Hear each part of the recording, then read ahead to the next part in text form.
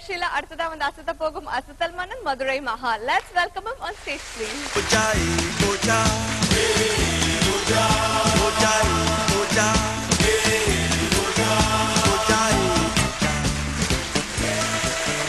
அசத்த போவது யார் நிகழ்ச்சியின் அன்பு ரசிக பெருமக்களுக்கு இந்த காலை நேரத்திலே நல்லதொரு வணக்கத்தை சொல்லி, மற்றும் நமது நிகழ்ச்சியின் அன்பான நடுவர்கள் மதன் பாபு சார் அவர்களுக்கும் பாஸ்கி சார் அவர்களுக்கும் வணக்கத்தை சொல்லி, மேலும் நமது நிகழ்ச்சியின் அன்பு தொகுப்பாளி உஷாக்கா அவர்களுக்கும் வணக்கத்தை சொல்லி, இன்று நமது நிகழ்ச்சிக்கு வருகை தந்துள்ள சிறப்பான சீஃப் கெஸ்ட் மற்றும் நல்லதொரு நடிகர், நல்லதொரு டைரக்டர் உயர் திரு ராஜ் கபூர் சார் அவர்களையும் வணங்கி, சார் நிகழ்ச்சிக்கு போலாமா சார்?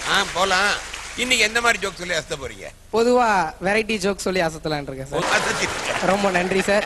மாவீரன் நெப்போலியன் உண்மையாவே ரொம்ப அழகான ஒரு வரி சொல்லி இருக்கிறாரு.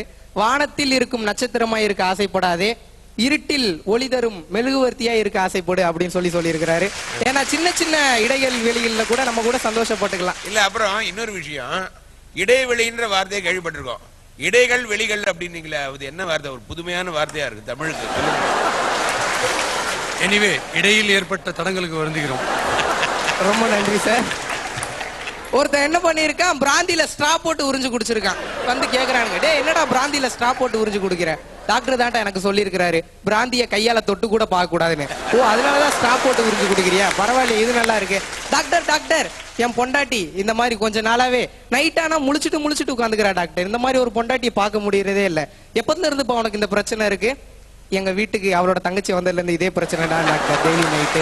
அடப்பாவி, ஒன்ன மாதிரி ஆளை வச்சுட்டா அப்புறம் அப்படிதான்டா இருக்கும்.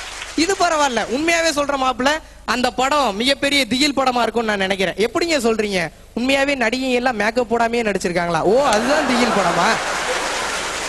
அதுலயும் பாருங்க, லவ் பண்ணும்போது இன்னும் அழகாவே நடக்கும். விமலா, உண்மையாவே உங்ககிட்ட நான் ஒரு விஷயத்த சொல்றேன், இந்த இடத்துல கடமைப்பட்டிருக்கேன்.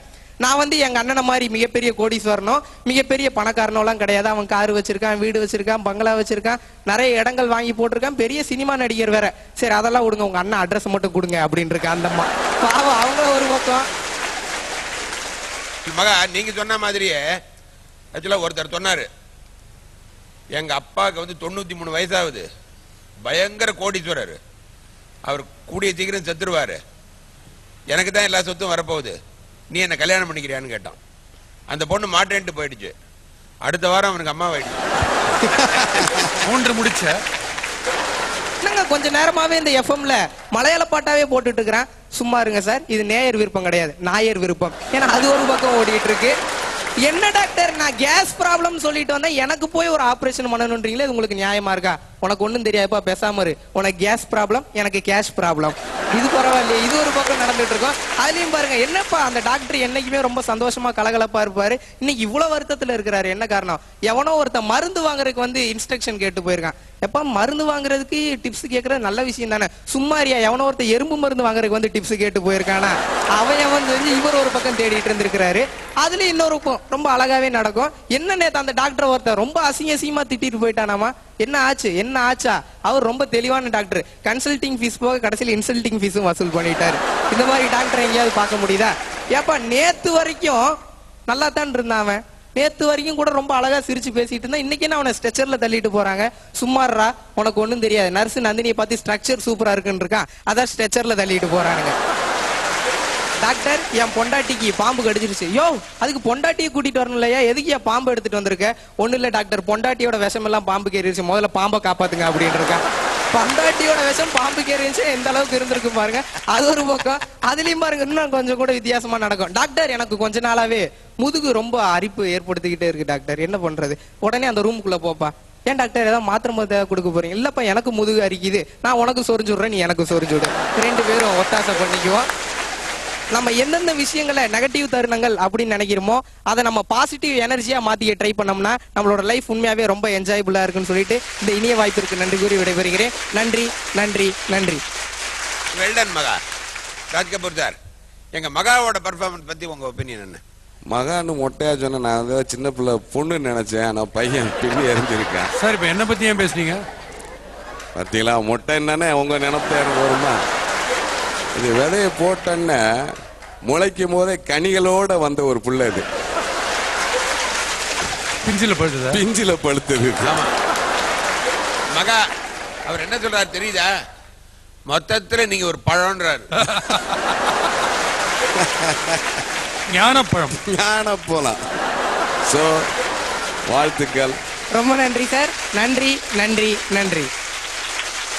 ஓகே வியூவர்ஸ், இந்த வார நிகழ்ச்சியை நீங்க எல்லாருமே பார்த்து சிரிச்சு சந்தோஷமா என்ஜாய் பண்ணிட்டு இருக்கீங்க. இந்த வார நிகழ்ச்சியை பத்தி நம்மளுடைய சீஃப் கெஸ்ட் அண்ட் ஜட்ஜஸ் என்ன சொல்றாங்கன்னு பார்க்கலாம். Let's welcome them on stage please.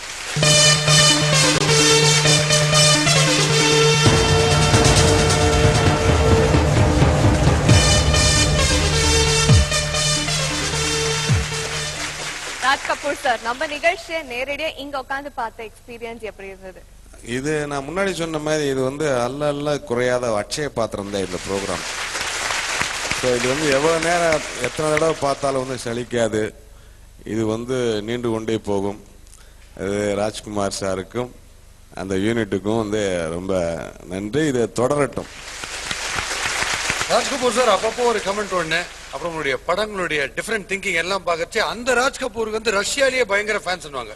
But இந்த ராஜ் கபூர் படம்னா பயங்கர ரஷ்யான்னு சின்ன difference. But thank you so much for joining us. பிரமாதமா இருந்தது உங்க என்கரேஜ்மெண்ட் எல்லாமே. இல்ல நீங்க ஆக்சுவலா ஒரு நல்ல பண்பட்ட பிஸியான நடிகர். அது தவிர இப்போ வந்து டைரக்ஷன் வேற வந்து 8 ரிலீஸ் ஏதோ ஒன்று ரெடி பண்ணி வச்சிருக்கீங்க.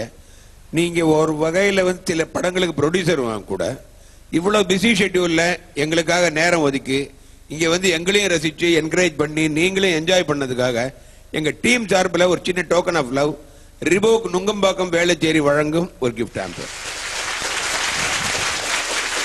போன தடவை வரும்போது வெறும் கையோடு அனுப்பிச்சு விட்டாங்க.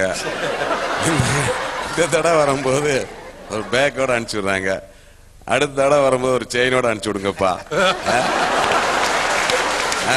இந்த ப்ரோக்ராம் பார்க்குற அத்தனை ரசிகர்களுக்கும் நேயர்களுக்கும் சன் டிவி சார்பாகவும் இந்த யூனிட்டின் சார்பாகவும் நன்றியை தெரிவிச்சுக்கிறேன். நன்றி. Thank you very much sir. Okay viewers, இந்த வார நிகழ்ச்சி நீங்க எல்லாருமே சந்தோஷமா சிரிச்சு என்ஜாய் பண்ணிருப்பீங்க. மீண்டும் அடுத்த வாரம் சந்திப்போம். அசத்த போவது